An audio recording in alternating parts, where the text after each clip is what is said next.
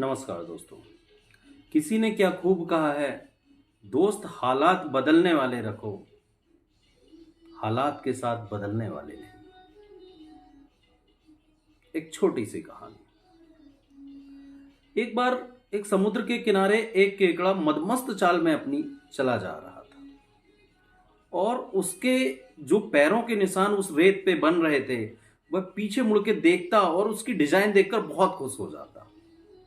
थोड़ी दूर चलता, फिर पीछे मुड़ता और देखता कि बहुत अच्छी डिजाइन मेरे पैरों की बन रही है। फिर से आगे बढ़ता, फिर मुड़ता, फिर देखता और बहुत खुश हो जाता। उछल कूद के साथ वो आगे जा रहा था।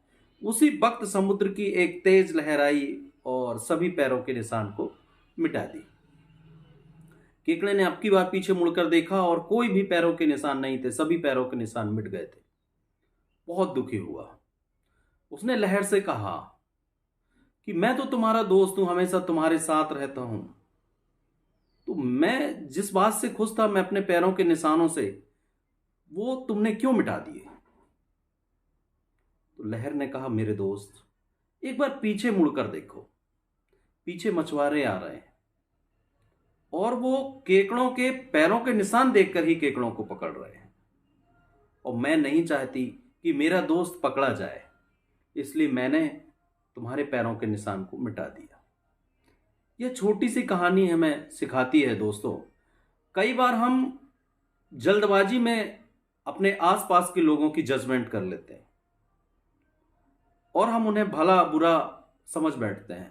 हम उनके पीछे उनकी नीयत क्या है, उनका मोटिव क्या है, इसको नहीं समझ पाते हैं और हम उसी प्रकार से रिएक्ट करते हैं जैसे एक छोटा बच्चा 14-15 साल की एज तक, 18 साल की एज तक, जब उनके माँ बाप और उनके गुरुजन उनको उसे डांटते हैं या छोटी सी मार लगाते हैं, तो वो बहुत गुस्सा होता है कि मुझे ही क्यों, मुझे ये नहीं करना, मुझे रोज डांटते रहते हैं इस प्रकार से। जबकि वो इस बात को नहीं समझ पाते हैं कि उनके पीछे उनका मोटिव क्या है। और जैसे ही हम बड़े होते हैं, हमें ये समझ में आता है कि हमारे गुरुजनों ने सही वक्त पे, हमारे माँ बाप ने सही वक्त पे हमें डांटा और हमें सही रास्ता दिखाया, वही उनका लक्ष्य था।